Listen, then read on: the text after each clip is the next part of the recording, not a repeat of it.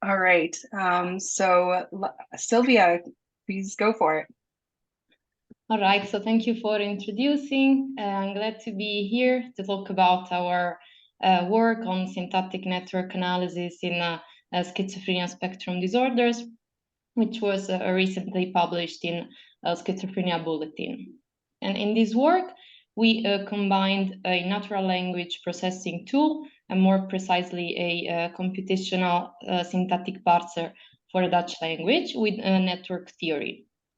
And with this method, we introduced a new way to quantify structural properties of complexity in the syntax of patients with schizophrenia. So I would like to start with a quote from Eugene Naida, a linguist who worked together with linguist Ellen Chaika on analyzing speech from patients with schizophrenia. And as the quote reads, the observation of schizophrenia pathology is first evident in discourse, second in syntax, third in morphology, and lastly in phonology. I like this quote for two reasons. So first, because it introduces syntax as an important locus of dysfunction in schizophrenia, or at least as a level in language where dysfunctions become evident. And secondly, because it introduces our approach to language as a system of interrelated levels that can be examined separately. So research on syntactic production in schizophrenia has shown various aberrations at the syntactic level, starting with a simplification of the syntactic structures in patients compared to controls, which manifest as impoverished speech. As we can see in the example, sentences are very short and simple. Most of them are incomplete. They indeed lack the subject, and they are not linked by linguistic devices, suggesting the inability to create hierarchical structures. Secondly, more and more severe syntactic errors have been found in the language of patients compared to healthy controls, and these grammar violations can be severe to reduce the ability to form meaningful sentences, as in this example, where we can see that despite the words are semantically associated, so people, God, heaven, will, however, it is the sentence on its whole doesn't make sense. So if the presence of errors would seem to suggest that there is a difficulty in the application of grammatical rules, quite the opposite phenomenon has also been observed. And that is the strict adherence to grammatical rules in speech production, as evident in this example, which results into a formal speech that lacks the natural flow of spoken language. A useful method to study syntax is with syntax trees. So syntax trees show us how a sentence is structured internally in deep structures, which are represented in the tree by non-terminal nodes and which correspond to abstract syntactic categories. But the tree also shows us surface structures, which are represented by terminal nodes and which correspond to words, while edges represent the syntactic relation between words and syntactic structures. So these trees, by showing us how a sentence is structured into phrases, which in turn is structured into words, have the advantage of to capture the hierarchical structure of language and also the linear order of words. Another advantage of using syntax trees is that they express the output of multiple phrase structure rules.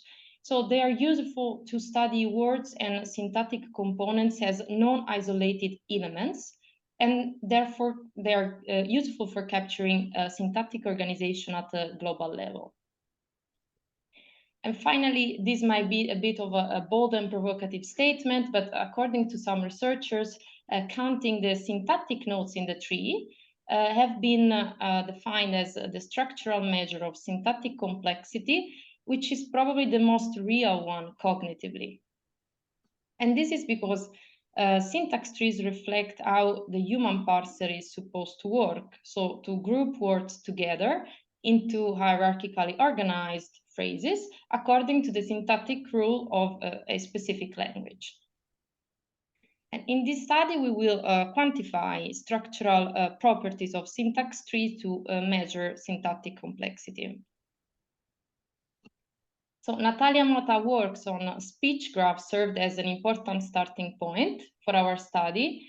And as most of you probably know, in this study, graph theory was used to characterize speech as a directed network, where each word is a node and edges representing this sequence between successively uttered words.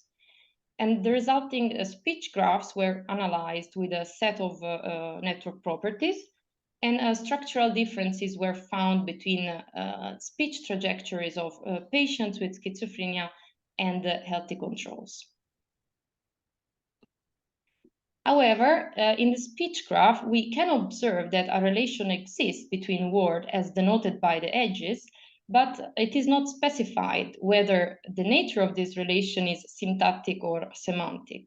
So if the focus of speech graphs is to represent sequential word relations, in the syntax trees, the focus is to represent syntactic relation between words in a sentence.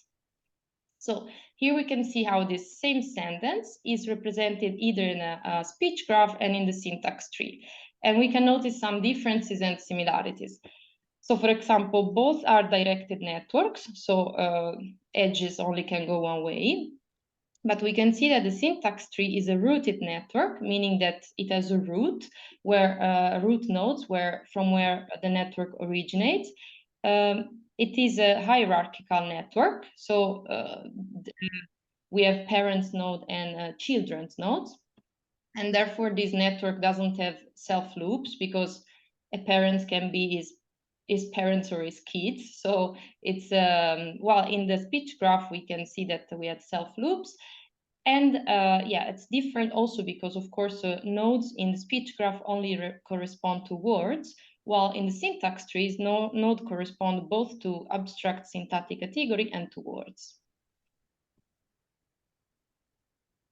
So this leads to our current study where we proposed to use formal framework for network analysis to quantify structural properties of the syntax trees. And we expected to find differences between patients and controls in the trees corresponding with simplified syntax.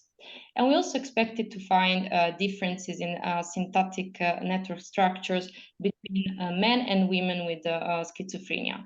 Given the several sex differences in the clinical manifestation of schizophrenia, such as the age of onset, the type of the severity of the symptoms, sex differences in cognition, and in reaction to antipsychotic medication.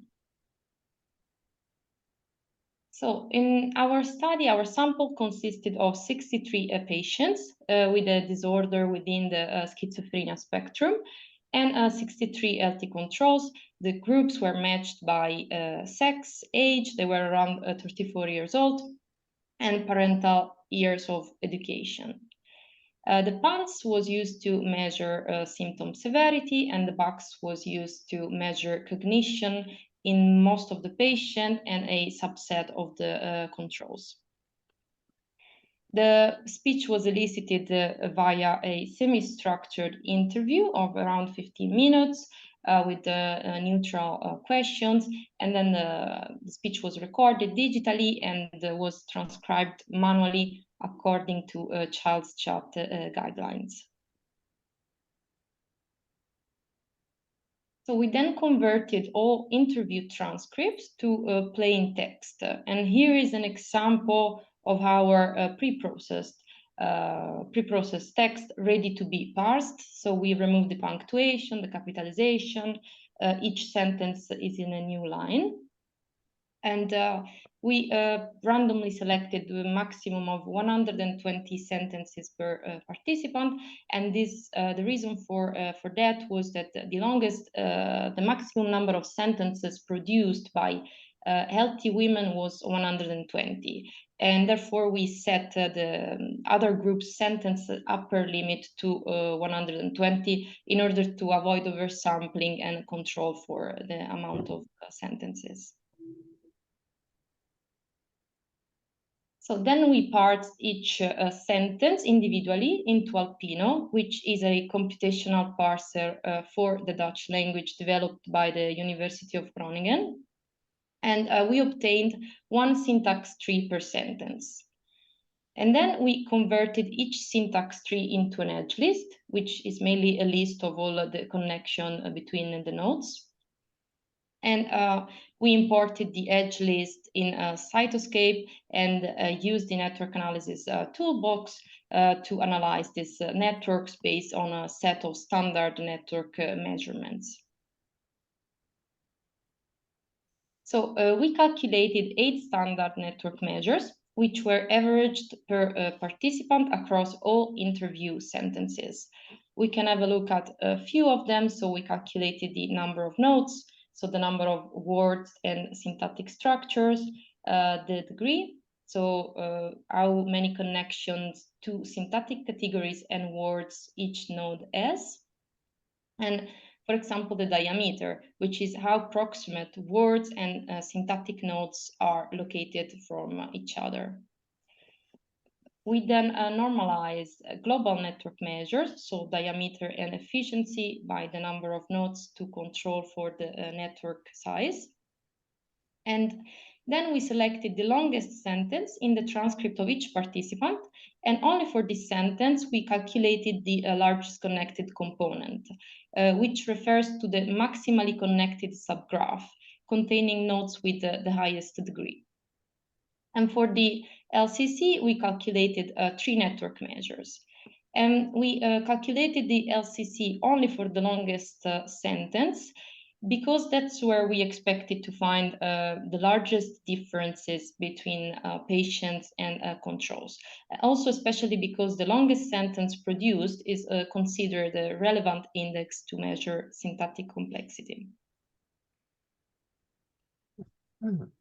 So we built our statistical model so to test the main effect of the diagnosis and the sex on syntactic network measures, while controlling for age and years of parental years of education. We compute correlations between network measures and clinical ratings with Pearson, and then we controlled for multiple correlational tests using a false discovery rate.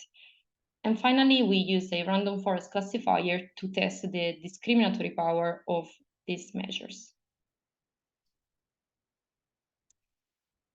So this is how the syntactic networks look like. On the side, you have the text that is represented in this network with the English translations. Here, we chose 2 networks containing roughly the same amount of words. Blue nodes represent words, while yellow nodes represent syntactic categories. And yellow nodes also represent the largest connected component, so the maximally connected subgraph.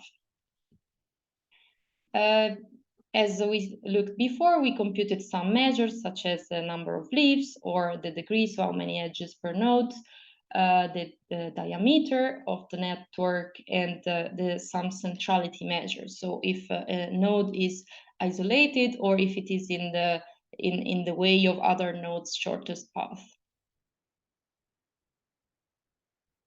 Our statistical analysis revealed that there were differences in most syntactic network measures between patients and controls, with a network of patients being smaller, so lower nodes and leaves, having a lower edges per node, so lower degree, a longer diameter, so a less compact network, and less hierarchically organized. So there are fewer syntactic hubs in the network of the patient.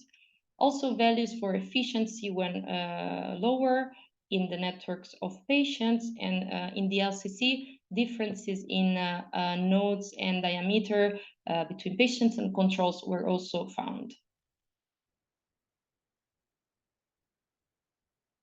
So we also found that sex, along with the diagnosis, had a significant effect on this measure. So there were differences in complexity between men and women. In the patient group, these sex differences cannot be explained by differences in symptom severity because there were no differences in PANSS. But we found differences in two box subtasks, specifically measuring attention, processing speed, and executive functions. So possibly with women reporting significantly lower values than men. So possibly sex differences in these specific cognitive functions may help explain differences in syntactic complexity. We also found a significant sex by diagnosis interaction, indicating that sex had a different effect in the control group compared to the patient group. So we can see that in the control group, women had the most complex network with higher number of nodes, higher degree, and lowest diameter. The opposite is true for women in the schizophrenia group, which had the least complex networks. So with a network with the lowest number of nodes, the lowest degree, and even if slightly the highest diameter. So we found significant correlation between syntactic network measures and dose of antipsychotic medication, so that the higher the medication dose, the lower the syntactic complexity. Similarly, we found the negative correlations with the severity of negative symptoms, so that the higher the negative symptoms, the lower the syntactic complexity.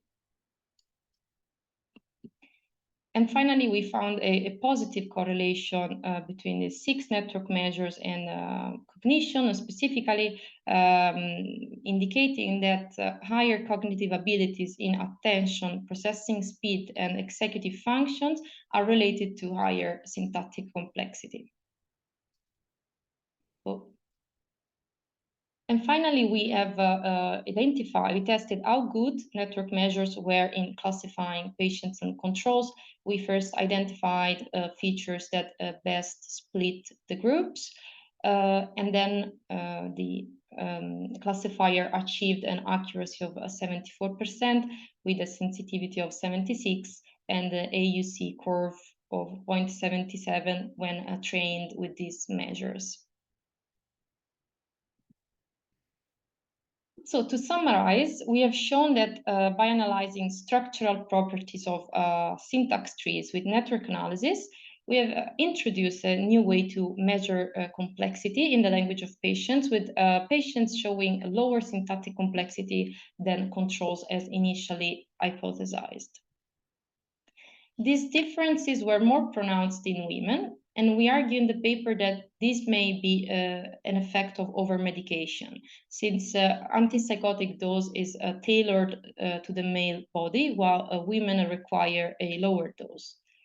And this is plausible, especially since we found the relationship between the dose of the antipsychotic and 4 network measures, which suggests that this syntactic simplification may be aggravated by medication.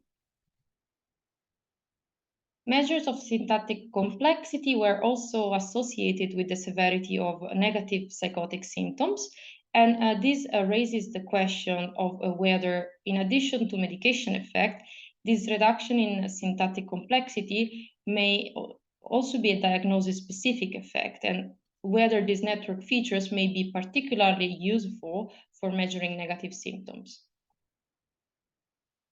And finally, we found this positive correlation between network measures and cognition, and more specifically with attention, processing speed, and executive functions. But we did not find an association with verbal cognitive skills. Indeed, we didn't find any association with verbal memory, and only one measure was associated with verbal fluency. And this so seemed to point away from considering this syntactic simplification as a specific language impairment in schizophrenia, and to point more towards the presence of cognitive deficits that may reduce the ability to produce complex sentences. As for future direction, of course, the validation of syntactic network measures require the generalizability to other languages, context, and speech elicitation methods. It would be interesting to combine these measures with other linguistic features, such as semantic or acoustic features, to see if this improves the classifier performance. It would also be interesting to perform a qualitative analysis of the syntactic network, for example, to only analyze a certain type of nodes, or to completely remove the word nodes and just focusing on the syntactic nodes. And finally, it would be useful to further investigate the effects of medication dose on specific cognitive abilities in men and women, and to see if they induce some cognitive deficit that may act as mediators of a decrease in syntactic complexity. So this is officially the end of our study, but we have made our first effort to generalize these results in collaboration with Natalia Mota, who provided interview transcripts in the Portuguese language from patients who had a first episode of psychosis. So the speech elicitation was different, and the methodological pipeline stayed the same. We only changed the computational parser, which was a computational parser for the Portuguese language, called the LX parser, and developed by the University of Lisbon. So we found again differences between patient and controls in most network measures. We also found a covariate effect of age, which was expected also in our Dutch sample, but we couldn't find it. And based on previous research, is expected because it has been shown that syntactic complexity lowers with age in schizophrenia. However, we didn't find the effect of sex or any sex by diagnosis interaction. And this may be due to different reasons, such as a different speech elicitation task, or since this was a cohort of first episode psychotic patient, it may be that the medication effect is much lower. And finally, when trained the classifier with the most important measures, which were also different from the one that we found in our previous study, the classifier reached an accuracy of 80% with a sensitivity of 85% and an AUC curve of 87% in distinguishing patients from controls. So I would like to thank you all for your time and attention, and also to thank all of the co-authors for the great contribution. And now I'm ready to take any question that you might have. Yes. Thank you so much. That's that generalizability is particularly impressive. So yes, why don't we take about 10 to 15 minutes for questions now, and just to make sure we have enough time for Hugo's presentation and a larger discussion at the end. So please raise your hand or type it in the chat, whatever you prefer. Lena. Thank you, Sunny. Thanks, Silvia. This is a great talk, and I really enjoyed reading your paper. Two questions I have, very, very brief questions to just clarify. Number one, you showed that the number of sentences spoken by different groups actually varied a lot by sex and also by diagnostic status. Female controls spoke very little. They were given the same time, but they had only 120 sentences. Often in syntactic complexity, there are multiple measures to understand syntactic complexity. Sometimes it's mean length of sentences, mean length of utterances. How do you infer? What do you infer from less number of sentences being spoken by female healthy controls? Is this a sign of them speaking more complex sentences, longer sentences, but keeping them shorter in number? That's my first question. Second question is, why did you choose this kind of form of parsing the syntax? So you didn't use determiners like, for example, you didn't use noun phrase as a node. You split it into adjective and noun separately into two nodes. So I think you used, if I remember correctly, this is the Grayback normal form, not the Chomsky's normal form. I don't know whether these are important for the eventual conclusions that you arrived at. So those are my two questions. Thanks for answering them. Okay, so yes, indeed, the 120 sentences, we interpreted it that there are less sentences, but they are longer. So what we expect is that, in other words, that the speech of healthy women is less fragmented. So sentences are longer and more complex. And therefore, yes, we controlled we set the upper limit also for other groups in order not to control for the number of sentences, because normally in language research we control either for the number of words or for the linguistic unit. In this case, the linguistic unit is the sentence, and therefore that's why we control for a number of sentences. The second question, I am not completely sure I understand, but I hope so. So mainly, I think you asked whether why I use constituency parsing. Yeah. Why I use constituency parsing? Yeah. So currently, there are, as you said, multiple ways of examining syntactic complexity. That are used also in schizophrenia research. Most of them are based on counting either words or either parts of speech. And in this case, it's still counting, but we count syntactic nodes, so internal syntactic constituents, which are also a measure of syntactic complexity, but we combined it with in the parse trees, the calculation is also combined with the number of words. So there are surface level features that are being measured, such as the number of words, but there are also these more internal features that are being, let's say, measured. So yeah, I would say that the constituents structure is considered, as I said a bit at the beginning, as one of the most cognitively one of the most real measure for complexity, because it is assumed that that's how the human parser works, so that there are these constituents which are units of word grouped together that work as single units. And that's how we assume that our parser also works. So it's important that they are hierarchical as well. So one of the importance of this method is that it's captured this constituent be structured in a hierarchical way. So if you don't, so for example, the red apple, you had the red and apple as three different nodes. Yes. If the was a node and if red apple itself was another node, would the results be different? Because often we think of adjectives and nouns going together in how representations are made. Would that make a difference? Yeah.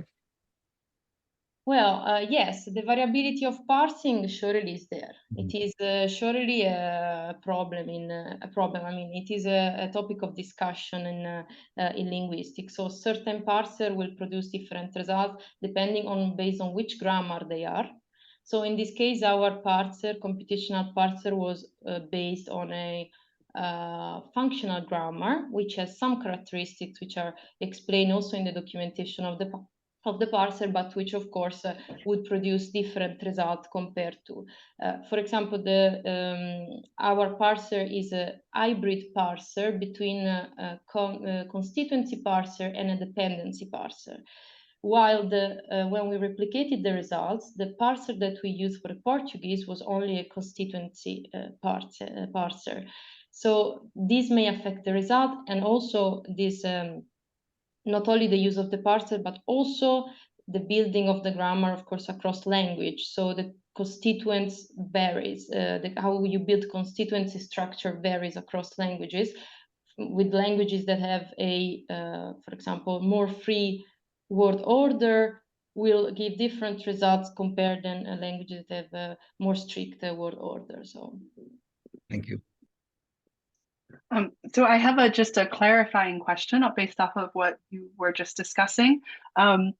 Just to make sure I'm understood. So the trees that you constructed, those are all one sentence at a time, correct? So you're looking at relationships strictly within sentences and not between or across. Yes, that's correct. Yeah. And then, so I was just wondering, since you're, I also believe you were, that the samples were taken from spoken language, right? And so in spoken language, often people speak in ways that are not exactly grammatical. So I was wondering how you were defining sentences. Yeah. So yeah, this is for sure also like one of the points that we will all face in this type of research. So we define the sentence based on long pause at the boundary, so before and after, and based on the change of subject. So these were they were the main, let's say, yeah, the main guideline that we follow.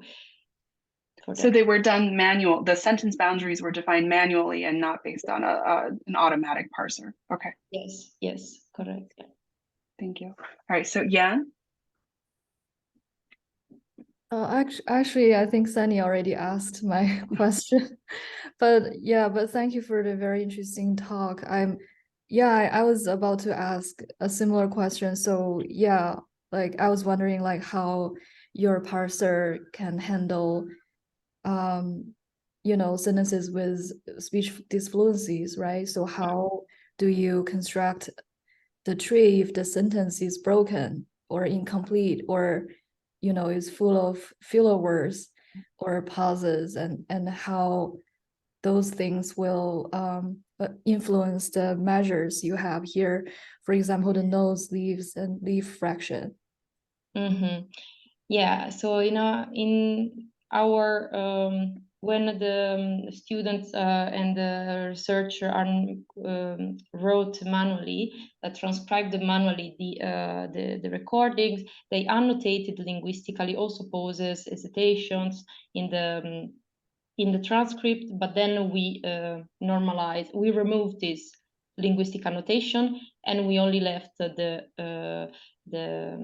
normal, the complete sentences, which most of them were complete, and we also didn't run the analysis. I think this is in the paper, I didn't include in the presentation, on sentences that contain less than 6 nodes, which mean on sentences having less, meaning at 2 or 3 words close. That we didn't run analysis on that because of the too few amount of data extractable for measuring syntactic complexity. Thank you.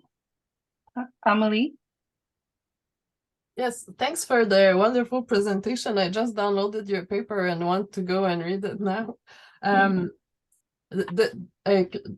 never done NLP analysis yet, but I have a lot of data, like speech data, but not from free speech. It's from a joint task that people do with another person, but it's a narrative task.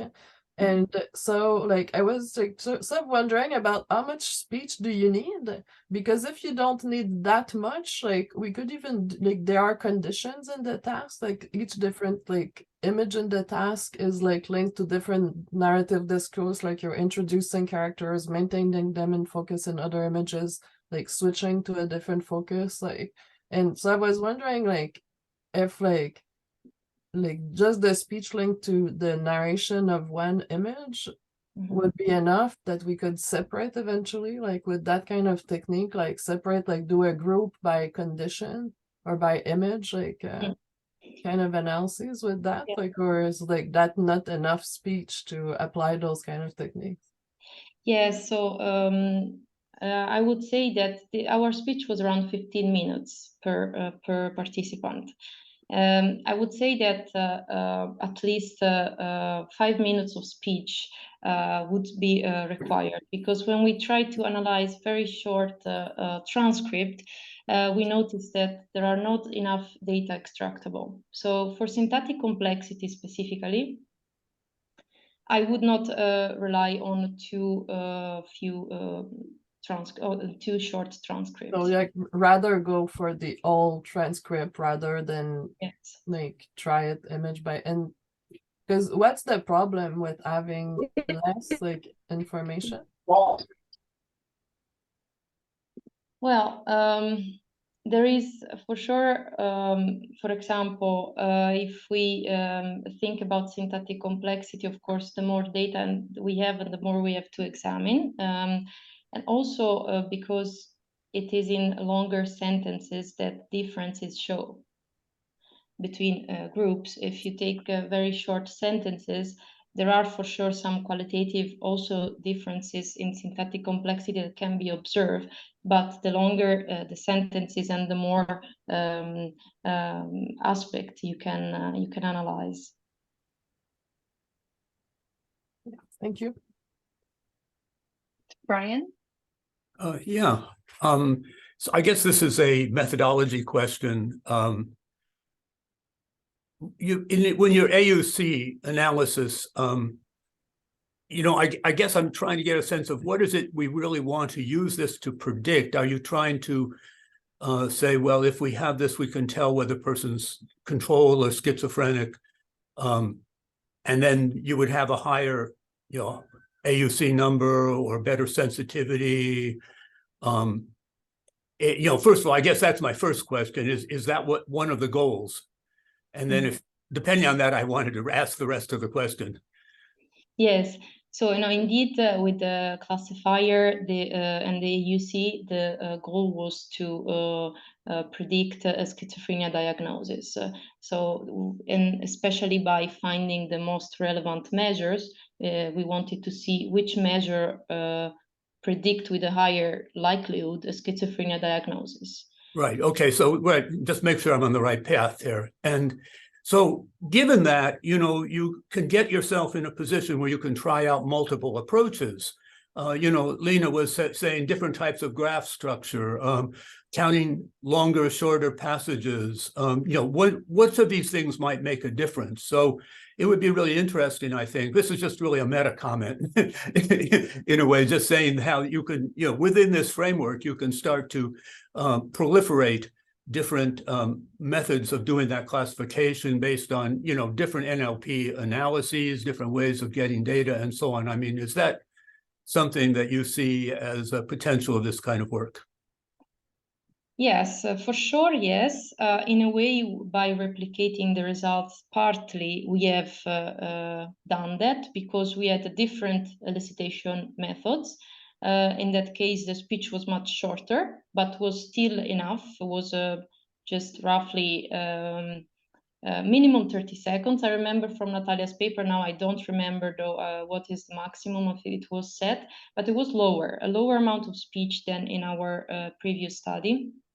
And also we use a... And then you still get the same level of classificatory accuracy? It was actually higher in this. Okay, well then, but I think this is the way to start exploring this, basically.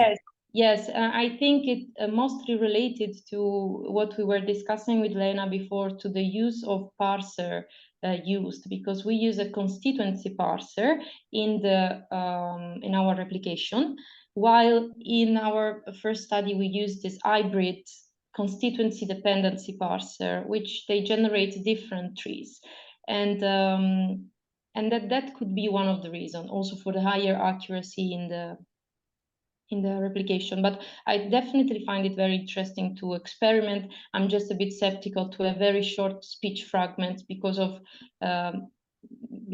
measuring syntactic complexity with those would be probably a bit more difficult, but I am open to try different things. Great. Sorry, Brian, were you going to respond? No, thank you. Yeah. All right, thank you. Peter, would you mind holding your question until after the next talk? It is that time where I was hoping to be able to switch. That's fine. That's fine. Yeah. I'll hold off. Okay, and hopefully we'll have plenty of time at the end to discuss. So Hugo, would you like to share your presentation? Yes.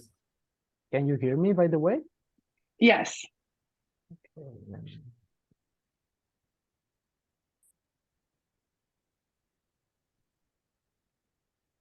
Okay, looks good. Yeah, looks good. Okay. Thank you for staying for the second part. I mean, for the second presentation.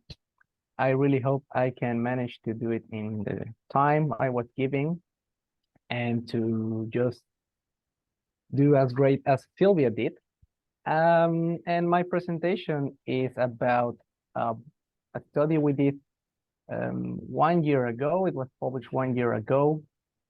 And we tried to assess coherence looking at linguistic connectives. And along the presentation, you will understand why we decided to look at connectives in order to assess coherence, rather than just using similar approaches that have been tried in this line of research. So the outline of my presentation is as follows. At the beginning, I will simply go through the rationale of why disorganized speech is important in evaluating individuals with schizophrenia spectrum disorders, and why specifically looking at connectives might be useful to assess coherence. Then I will give you some of the details of the way we created our semantic space model to carry out our analysis. Then, of course, I will share with you the results. And in the discussion, I will address just some of the points I would like to bring on to the table today. And I will end up with some of the conclusions. So let's start by talking and thinking about disorganized speech and coherence in schizophrenia. And these two pictures are here just because I want to really try to stress the fact that it is easier for us to understand a pattern that is organized compared to patterns that, at least to our mind or to our understanding, are or seem to be more disorganized. So what we are looking at this applies also for language and for speech. So I guess all of you would agree it is easier to understand the pattern to the right compared to the pattern to the left. And a similar reasoning can be applied for speech. So we all know that disorganized thinking is considered to be a core symptom in diagnosing schizophrenia spectrum disorders. And then in several studies, it is assumed that disorganized thinking reflects itself through speech disorganization. And here's an excerpt from an individual with schizophrenia. So I will just go through it, and then I will stress out some points related to coherence. So it reads, I visited my country 2 years ago. I stayed there for 5 months, then I came back. I joined the Rock Air Force in Philadelphia for 2 years, and I also played for 2 years. I was linebacker, inside, outside linebacker. I have a cousin who is in the Navy, who is an officer. So we can approach disorganization or organization and coherence in speech in two different ways. And the way that has been often followed in previous studies is, I think, looking at the thematic continuity, which according to Gibbon is one of the two main characteristics that build up coherence. And by thematic continuity, I mean, or well, not I, Gibbon means it is the way in which we are able to maintain a topic across everything we are saying. So in the excerpt that I just read out loud, the thematic continuity goes something like this. So the participant started telling something about traveling, then Air Force came into there, then American football, and then cousin. And in itself, this is something that we all do. So we all can be talking about something. So I can be talking about speech disorganization and coherence right now, but sometimes I can deviate. So I can just start talking about maybe something I'm looking at the screen right now or something that happens around me. And the point is that I'm able to go back. So it is easier for us to go back. And this is something that I guess to some extent was also being represented in Silvia's graphs. But for individuals with schizophrenia, that's a harder task. And again, to a larger extent, this is what many previous studies have tried to capture. So that's why sliding window approaches have been used, or that's why similarities have been averaged across entire interviews, or everything that individuals said during an interview. But for this study, we wanted to look or to approach to coherence in a different way, which is the second component that Gibbon considers to be really important in order to create coherence. And that's grammatical connectivity. And connectivity, so the way we organize all the elements that we are using to communicate, can be really explicit or really implicit. So when we are really implicit, sometimes we just utter sentences or utterances one after the other, and we don't use any connective, and still it can make sense. So we can say things such as, I woke up, I went to work, I went back home. And that's coherent. But on the other hand, again, we can be really explicit, and then we can use grammatical connectors, such as connectives. And that's what we saw also in this excerpt. So this individual said, I stayed there for 5 months, then I came back. And then he also said, I joined the Royal Air Force in Philadelphia for 2 years, and I also played for 2 years. So here we have two clear instantiations of the use of connectives in order to try to create meaning or to establish different types of relation between all the elements of the excerpt. And I hear in the lower part of each example, I'm trying to give you an idea of how I used to think about this, because I come from the linguistic side, so I don't really know every single detail of all these really complex computational models that we can create with these such amazing tools we have at hand. So when I really try to make sense out of what I'm doing when I'm working with numbers, is something like this. So in my mind, if we look at the connectives, because we want to try to have an idea about what is being connected, whether that's organized or disorganized, whether that's coherent or not, is, for instance, okay, maybe after a phrase with a preposition, it is to be expected to have a noun phrase and then a verbal phrase and then another prepositional phrase. Or maybe we can think about it in the way of semantics. So like there is first a state mention and then a motion is coming. And then if we go to the lower example, we can also think about it in terms of phrases, or also again in terms of events, so an achievement and then an activity. So this is just to give you an idea of really how I try to approach this in my mind when I'm doing this analysis with all these numbers. And I really want to try to convince you of the importance of connectives.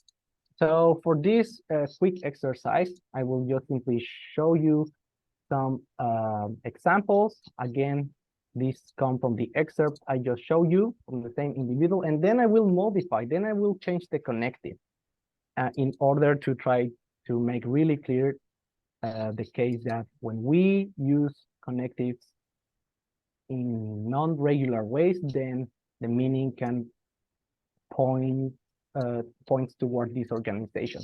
So again, the participant said, I stayed there for 5 months, then I came back.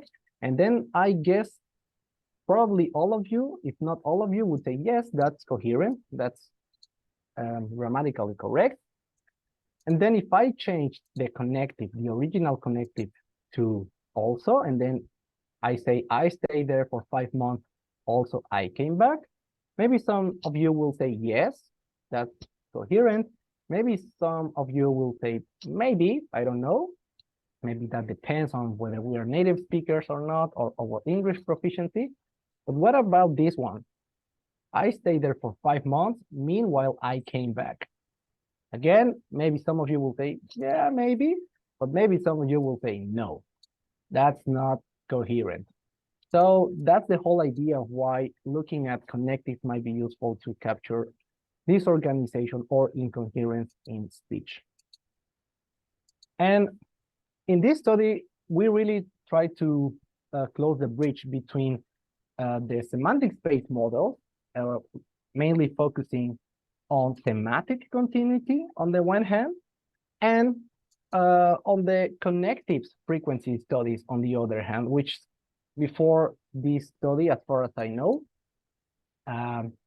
hadn't been taken together. So the aims of this study were to evaluate whether patients with schizophrenia spectrum disorders and control participants use 5 different types of connectives in similar proportions.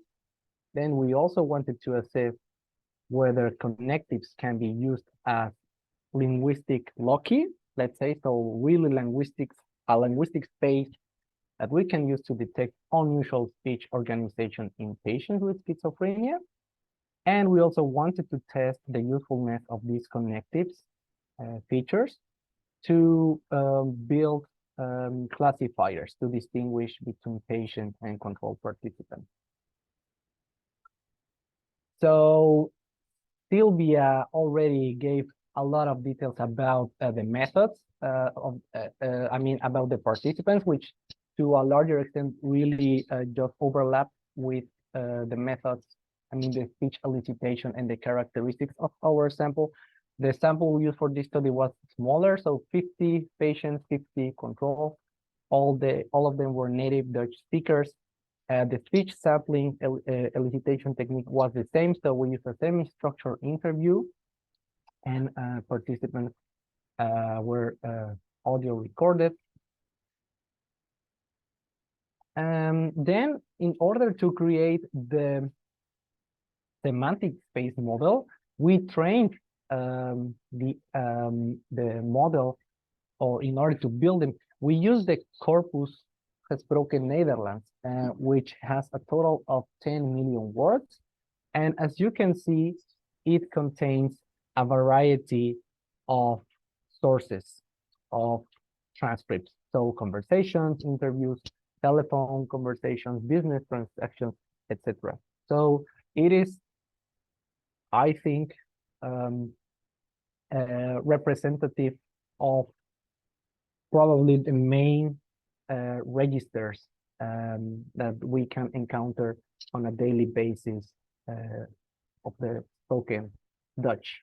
So again, we use all this information, these 10 million words, in order to train our model to arrive at the representation. So the numeric representation that then we use to calculate the similarity related to the connective.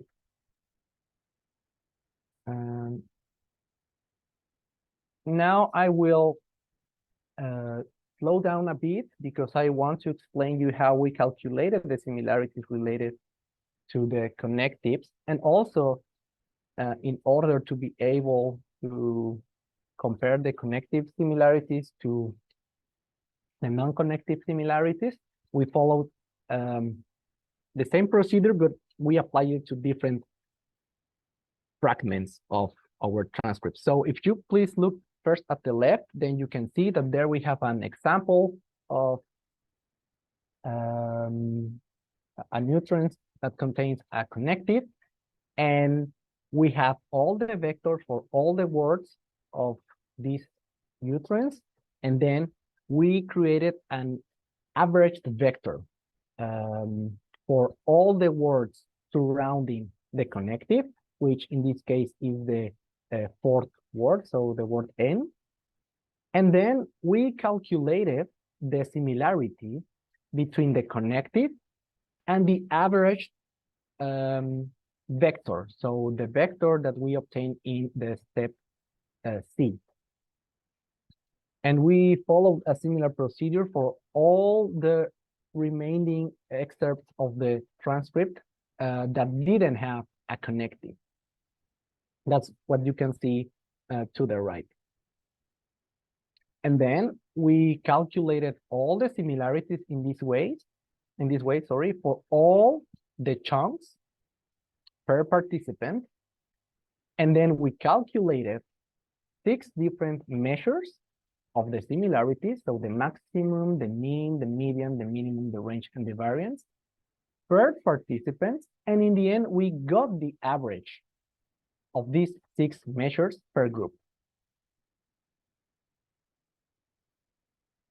We decided, based on previous literature, to use category set of connectives that entails 4 different types, so comparison, contingency, expansion, and temporality.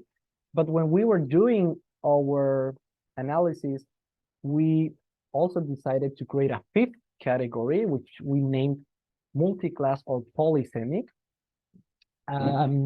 because we noticed that in the list of connectives that we use to run our analysis, some of the connectives appeared in more than one category. So that's why at the beginning we name it a multi-class. In the article, I think we name it polysemic. And if you want to talk about this, because I right now don't want to spend too much time on this, maybe we can later discuss why I still think that the polysemic category might be problematic. In short, because I also know that some of the connectives that remain in the original category to some extent can also be polysemic, even if they didn't ended up in the polysemic category. But I think that's maybe one point that we can address later. So again, we used these 5 different categories for our analysis. We carried out the generalized dynamics effects logistic model for analyzing the proportion of use, and then we did MANOVAs and post hoc tests for the analysis of the similarities, and then we built a random forest and support vector machine algorithms for the classification task. And in this box plot, you can see that we found significant differences between groups in the proportion of use of the contingency and the multi-class connectives. So in both cases, the patients group have a smaller proportion of use of the 2 subtypes of connectives. And regarding the connective-related similarity, we found significant differences after correcting for multiple comparisons in 5 measures across 3 different types of connectives. So 2 for the expansion type of connectives, 1 for the multi-class, 2 for the multi-class, and 1 more for the temporality connectives.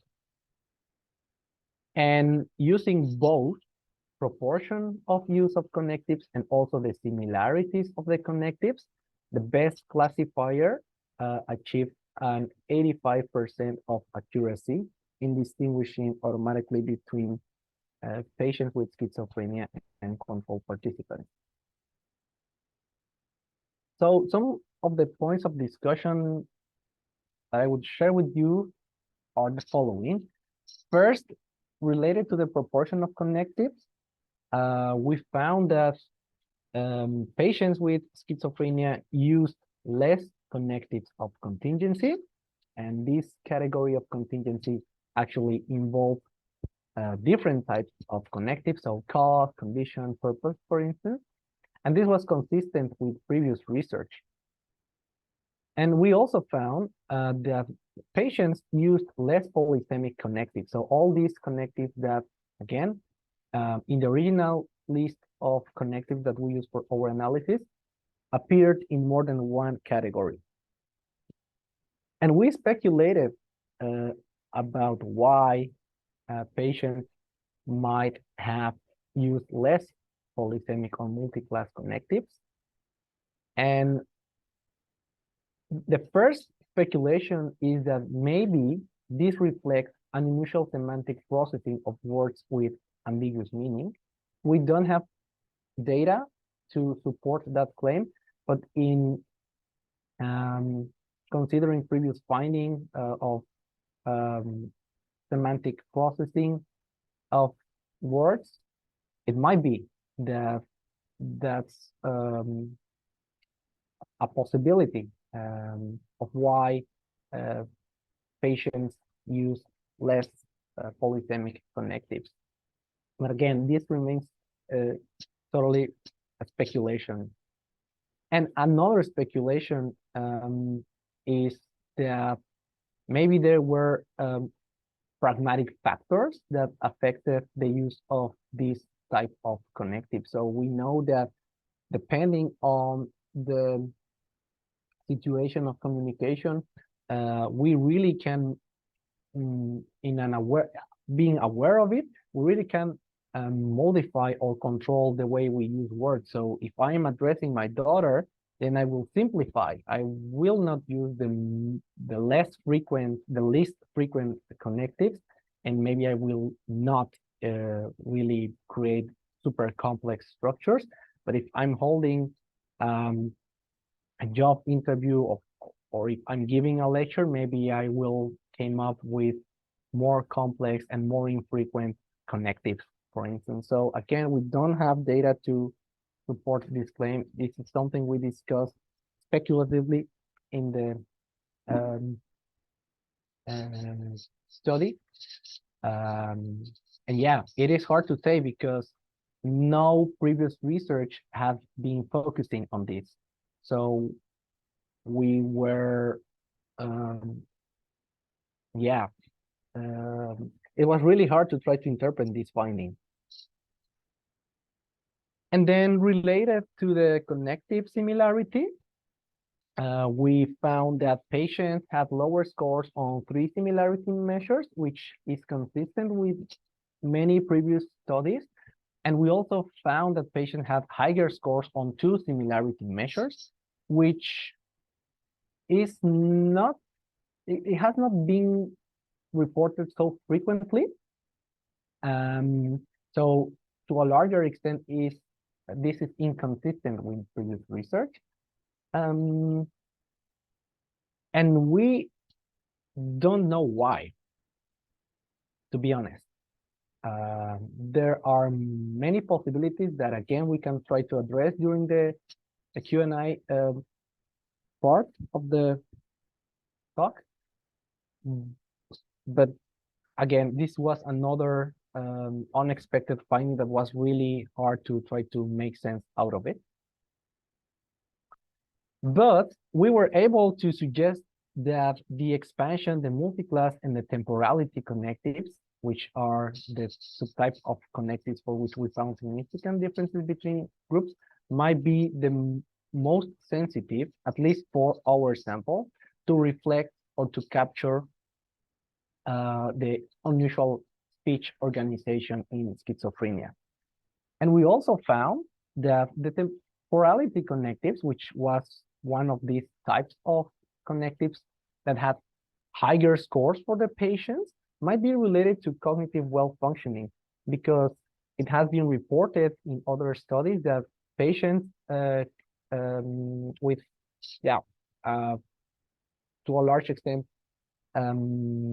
remission state in which they are functioning cognitively well, they are able to use temporality connectives in the same way to controls.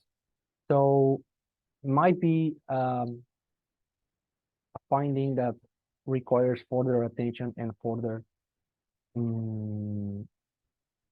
research, maybe as a subtype of connective that might be used to predict prognosis or other clinical outcomes of interest.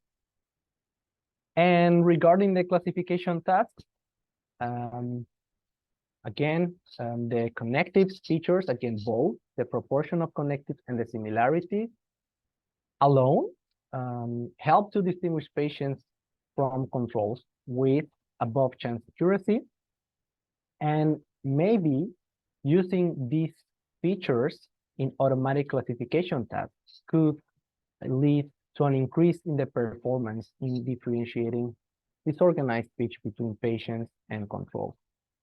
So to conclude, I would like to stress that connectives proportion of use differs between patients with schizophrenia and control participants, at least in our sample, but that's consistent with previous research. The connectives and their surrounding words might be linguistic blocking that are sensitive to capture core patterns of disorganization in speech of patients with schizophrenia spectrum disorders, and connective features are explainable and allow to accurately distinguish patients from controls with an accuracy above 80%.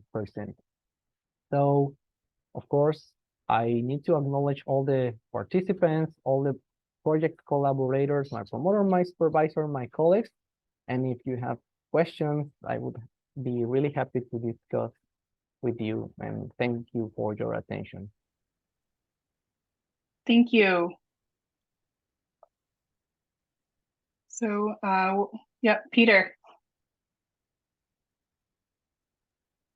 Unmuting. Yeah, well, thank you very much. Well, thank you to both to Silvia and Hugo. And indeed, I was going to ask my question to Silvia. I guess it's a similar question, but slightly more complex for you, Hugo. But the bottom line is you've both implied that the purpose, in response to Brian, you acknowledge that the purpose is diagnosing schizophrenia from healthy, which seems, I mean, yes, that's of some importance, but maybe not that much importance in clinical practice. You know, most of us effectively know whether the patient's in our clinic or not as to whether they're likely to be ill or healthy.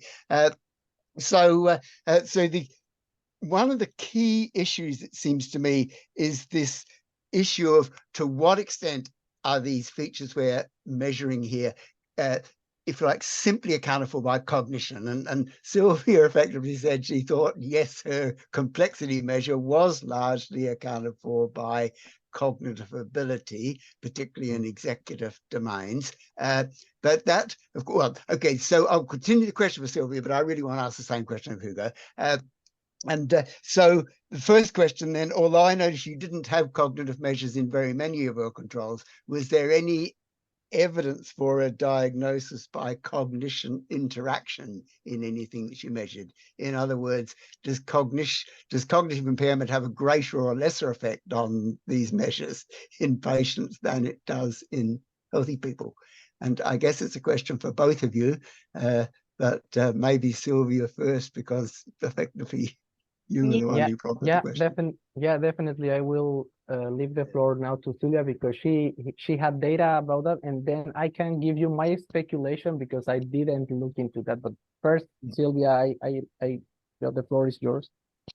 Yes. So I think that on the one side, this question go back to a bit of quite of a debate in linguistics if language is modular, so that if it is distinct from other cognitive functions, or if language is one of the cognitive function and is just highly influenced by other general cognition. So I think it is something that with this type of research, it is an issue that we could try to disentangle also with this type of research, so with clinical research specifically. The control, indeed, we had less data regarding cognition for controls, and there were no differences. We didn't find any difference, for example, between men and female in control participant, while we found differences between a male and female in specific cognitive functions, which we thought may be due to perhaps a medication effect, over medication in women. So yes, I'm not sure if I answered. Yeah. Well, not quite, because when I said was there any interaction between Yes. diagnosis and cognition, No. I really meant was there any evidence that cognitive impairment had a bigger or a smaller influence on performance in complexity? Thank you. Yeah. No, we didn't test this. We didn't test, but it could be very interesting to include indeed cognition and see if the effect is larger. We didn't test at this time, but it's a good advice for our follow-up studies. Because certainly if we're talking about diagnostic relevance or even understanding what this means for our understanding of the pathological processes, we really need to know, I suppose, is there something unique about the thought in psychosis? But anyway, Hugo, I guess, I don't want to take it too much time, but maybe Hugo, have you got any comment on that issue? Yeah, I have a comment, which again, is just speculation. I didn't have data to look into that, but I do know 3 things that might be also important to take into account for people who in the future want to try to answer this question, Peter. So the first one is that we do know that different types of connectives have different cognitive demands. We know this because of developmental studies. So the way children acquire and start using and understanding different types of connectives is different per type of connective. And for instance, so connectives such as and or appear in speech production before cause-consequence connectives. That doesn't mean that they are not able to understand that or to produce cause-consequence utterances. But that means that cognitively, there is something that is more demanding for them in order to use these connectives. And another thing is the context. That's what I was mentioning. So it really can have an influence on the way we are using the connectives. So in a more controlled manner, in a less controlled manner, if I'm just talking with my friends, maybe I will use one of these connectives in an ungrammatical way, and maybe that for me wouldn't be that relevant. But maybe if I'm giving a lecture, people might start looking, like what's going on here? Yeah, highly educated individual there making this kind of errors. I don't know. So we also know that context might be important, and also education. So if I had to speculate, I think, people with lower cognitive functioning or more impaired cognition might, show maybe more disorganization or less coherence in the use of these units. But I don't know. Yes, although that's still getting back to what we expect as, if you like, the general consequence of limited cognition. But I guess my question still is, what might there be about the interaction between cognition and schizophrenia that might be different than in any of the other causes of lower cognitive ability? But anyway, I won't push the thing any further. I agree, Hugo, that there is scope certainly in the fact that your different sorts of connectives have different are used to different degrees in people of different intelligence levels, and therefore it is plausible that you might be able to tease out some of the features I'm chasing. But anyway, I'll leave it there. Thank you both, and I found both of your presentations really very interesting. Yeah, thank you, Peter. If we have time, would be, at least for me, really interesting to delve into this further. Yeah. I mean, right now, if we still have time after answering the other questions. Good. Thank you. Hugo, do you mind stop sharing your screen? Because then I think we can all see each other better. Sorry, I No problem. forgot. So sorry. Not Thank at you. all. Amelie? Yeah, so I have my own point, but just before I wanted to go back to Peter's point. I think like it could like of course like cognitive like deficits would influence. Like I think nobody would question that, but I think the question is like if you take only patients without like major cognitive deficit, do you still see some kind of difference? And that would be easy to test if you have like in any of like your samples. If you have a cognitive measure, take only the patients who are not like below 1 standard deviation below the mean or something like on the test, take only those ones. And I think that would start, and like, I don't know, Peter, if you agree, but that would be at least the first beginning of starting to answer that kind of question. Well, that's certainly one approach to it. Yes. Yeah. Anyway, I'll leave it there. And the point that I wanted to make with it's a question, but sort of like a discussion point. I was trying to think of the link between the two approaches that were presented today, and like I was wondering whether like the connectives have an influence on the size of the networks that you find, because it seemed to me that like if things are more connected, you will get like a larger network. So I was just like wanting to hear you about like somehow those two approaches like sort of like are influenced by are interrelated in a sense. Yes, for sure. The presence of connectives, especially certain connective introducing subordinate clauses, will enlarge the network. So will make the network bigger, but will also make the nodes more connected. So we will have more, if a node is a syntactically relevant node, so if a node is syntactically connected to a subordinate clause, for example, the node is more central and the network becomes more hierarchical. So it definitely influenced that. We didn't look qualitatively at it, which could be also one of the approach that we could take in the future. And for now, it was only quantitative.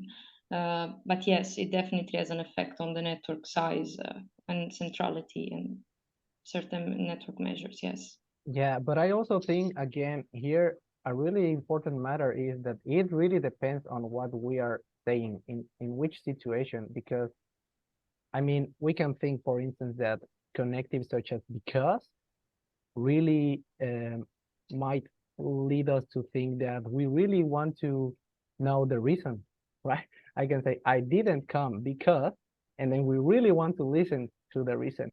But in some contexts, we stop there.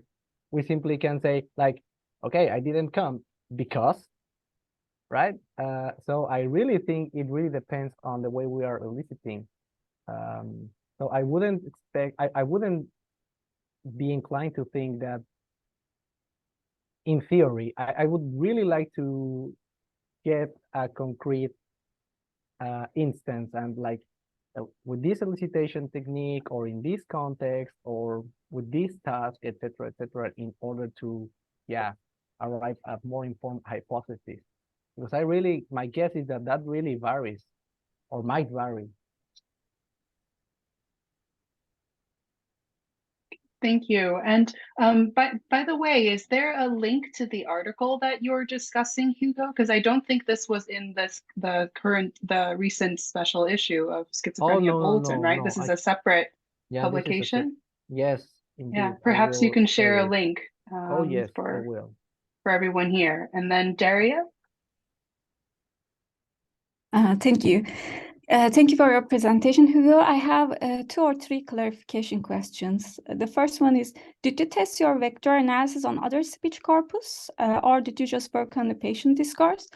Specifically for the cases for non-linguistic connectives, those ones are very difficult. And what was your, if you did, what was your precision value? And secondly, did you use your vector analysis, compare your results with human annotation, again, specifically for non-linguistic connective cases? And what is your definition for polysemic cases? I saw as a connective, but you also refer to Greek linguist paper, and her definition of polysemic cases is different. These are clarification questions, and thank you. Oh yeah, the two first were really hard. I barely can remember them. Was trying to follow. So I will start with the last one. So for the polysemic, in our study was really low level.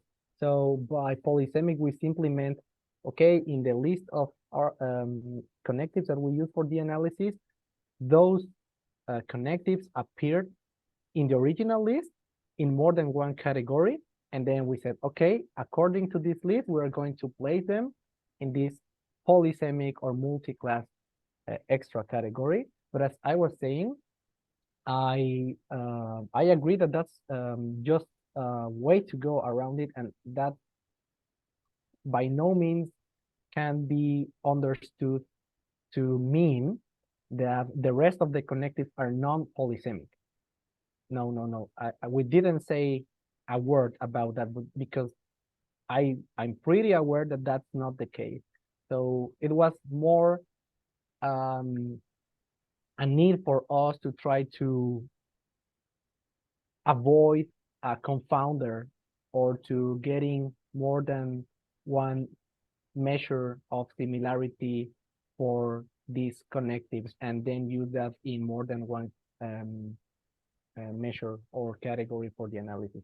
And then please, can you repeat me your other question? The first question, did you test your vector analysis on other speech, for the speech corpus, apart from your patient discourse? And what was your precision value for specifically for non-linguistic connectives? You know, the cases where people don't use because, but, such cases, you know, did you test this or did you only work on patient discourse? What was your score, exact precision score for those cases? So do you mean if after we had the semantic space models of the representations, whether we looked at the precision for the classification test, you mean? Yes, exactly. You built a model and then you test your model whether it predicts well in other corpus data. You know, these are not patient discourse, but take it to apply it in another model and compare how much your model predicts well. I mean, did you check that? Especially for non-linguistic cases, because they are very ambiguous and sometimes it can be used for causal reasoning, but it's not. And even we have the linguistic connectives, we can say, okay, this means addition, but sometimes it's not. You know, this is very difficult to identify in terms of that it's better to use other models. I mean, you know, do model comparison. Have you done? I mean, these are just to understand your model better, you know. Yes, just no, we didn't. No, we didn't. We didn't do that. No. And the other question, sorry. And the third question is about have you used your human annotation? Because when you build your model, then you use it, you compare your automatic annotation model with human annotation and see what are the differences again for non-linguistic connectives. Yeah, and again, we didn't. Okay, thank you. Have you shared your link, your paper? Yeah. I shared. Okay, thank you so much. I will look at closer. Thank you so much. No, you're welcome. And I really think this is really important because I mean, we all know that, and also people building these tools are really aware of that, right? So we as humans fail in the task of 100% being accurate in labeling, and so do the machines. So would be really important, in my opinion, to just take these two steps that you are mentioning in order to really being more confident on this type of analysis. Thank you, Deria. Deria, did I say it correctly? Deria? Yeah, you did well. Okay, perfect. Thank you. Great, thank you very much. So we're again at the end of our pre-scheduled time, but if the speakers are able to stay on for a little bit longer, we can try to address some of the more questions for anyone who's able to stay. Maria? Thanks. First, thanks for the presentations. They're wonderful. I really like them. And I have a question for Silvia. I read your paper and I really like it. Congratulations for that too. And one of the limitations that you report is that you didn't have the information about the hormonal cycles of the females, right? And I really thought about that as like something very interesting, considering that today we're collecting speech samples from all over the world, a lot of languages, and I don't really think that we are collecting that kind of information. So I would like to know, why do you think that this is important? And I don't know, explain a bit more, and maybe we should consider to use this measure also in our speech bank. Yes, thanks for the question. Yes, it is. It has been shown that the verbal abilities of women are related to the hormonal status. That's why we have added this to the limitation. However, I recognize that for our goal, it might be a bit of too ambitious to have this data, because hormonal status has also changed based on the time of the day that you measure it. So I know about studies that, for example, measure hormonal status or through the saliva at 10 o'clock specifically. So yeah, I see it as a bit of too of an ambitious for our goal, but that is something to think about as well for interpretation or for connecting the dots, let's say, of some results that we found, and perhaps for the future to collect even more specific data. Thank you. Great. And Peter? We cannot. You're still muted. Always forget that. There we are. Right. Yeah, back to the discussion with Hugo, well, about measures that might be independent of cognition. Now, really, I should be starting by thanking Lena, who has now left us, but Lena put a link in the chat to a paper from his group, McKinley et al., where they found a higher rate of acausal temporal connectivities in the well, I think that was the first episode group of patients. Now, I haven't read that paper. I've only just skimmed the initial bit of it in the past few minutes, but I'm struck by the fact that, Hugo, you reported that one of the odd features, I think, in your findings was the patients had higher scores for similarity measures on the temporality connectives. And so what resonated with me was Lena's group reporting higher use of acausal temporal connectivities. Now, I don't know what acausal, well, I can imagine what they are, but you can imagine probably better than I can. So my question really is, do you think that there is something about the temporal connectivities which might actually be abnormal, if you like, in a positive sense, that there's an excess of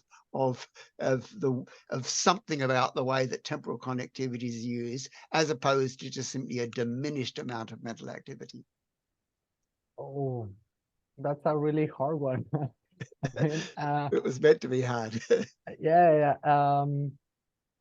I mean, again, I can for this I can speculate, but before speculating, so let's go to the result. So in our study, indeed, so we found larger scores for temporality connectives, and that was unexpected. And then in trying to make sense out of that, we were digging into the literature, and then we found, I remember from the top of my head, one article in which the authors, whose name right now I don't remember, reported that the use of this type of connectives was similar between groups. And then we noticed that the patients in their sample had scores of being functioning well cognitively. And we also know for our participants that they were also functioning well cognitively. I mean, they were in remission and they were able to participate. And then in trying to understand that and looking at the features and also trying to make my mind around what all these numbers for the vectors mean, which is something I at least cannot really understand. We arrived at the conclusion, of course, preliminary conclusion, that maybe patients with schizophrenia use more temporality connectives in order to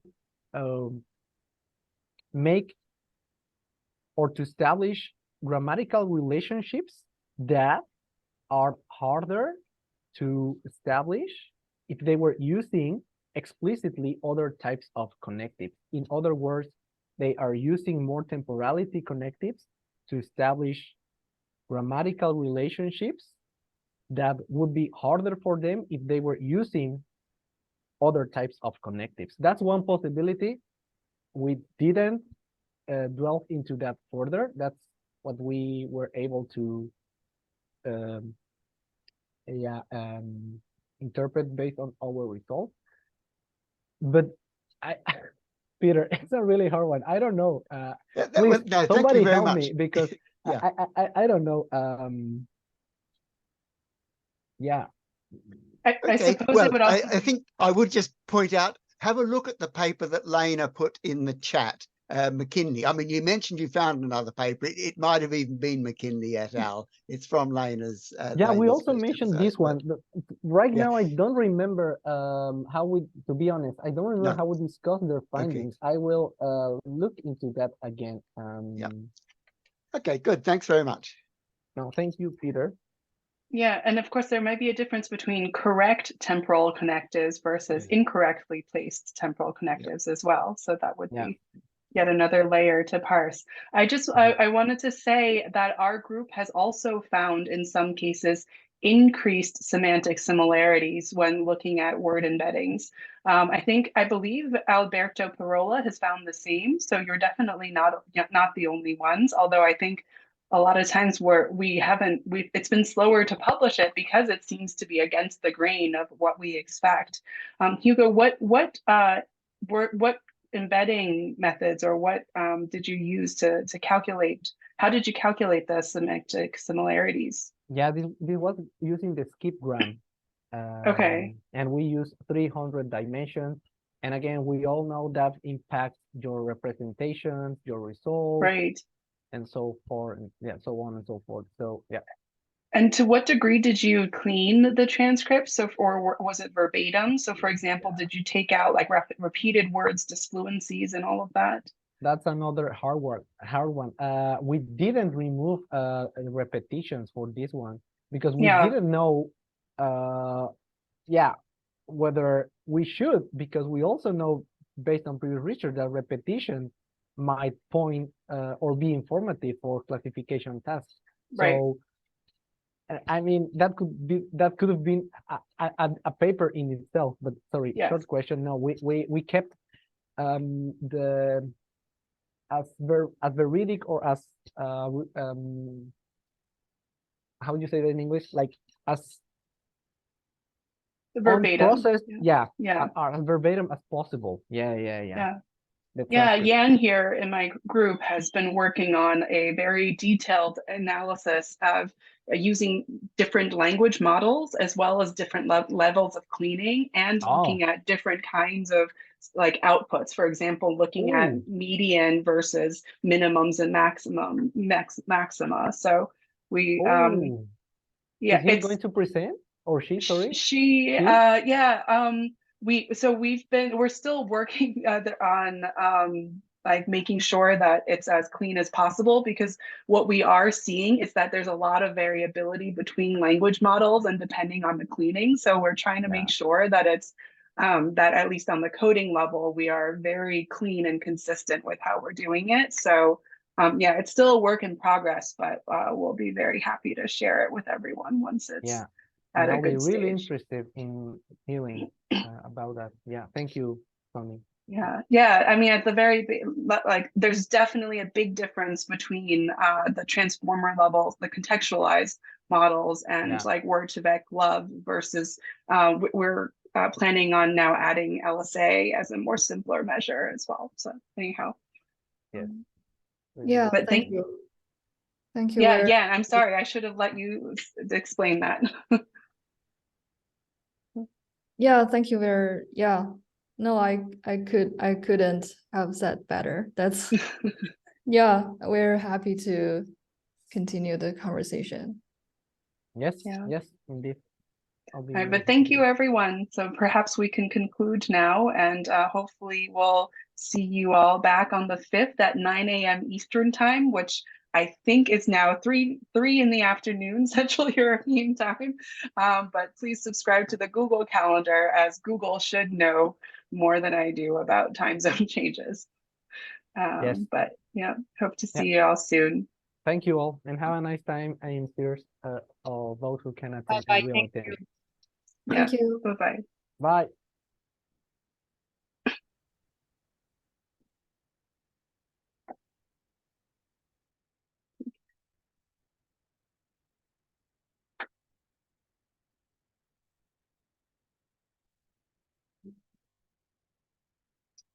Hi, Tiche. Tiche and I are just staying on to discuss something Sorry, I real was quick. just trying to get the link for the Google Calendar, but to put it in Oh, the sure. right place. So I was just doing a screen capture because I Yeah. cannot copy it for some reason. And if I press on it, it Oh. opens in my Google, but that's not my work account. That's what I use for personal. Like I don't use my Google Calendar anyways. I So, see. Oh, yeah. sorry, I didn't mean it's been to. in the no, not at all. I It's didn't also mean in to the crash your personal. no, meeting. no. I got It's it also now. on the emails as well. Every time there's been an email announcement, Okay, it's on. I'll It's go at the get it bottom. there. Yeah. Yeah. Well, thanks. Have a good Take day. care. Bye. Bye. Bye. So I'm how are Sally. you? Hi. Fine, How and are you? you? I Yeah. got my visa in the end. I'm Oh, super excited great. to meet you. Yeah. Yeah. I will really be looking forward to seeing you. Yeah, me too. Thank you so much. Firstly, I want to say really sorry to you. I would have let you know about the situation, but I was also mixed up.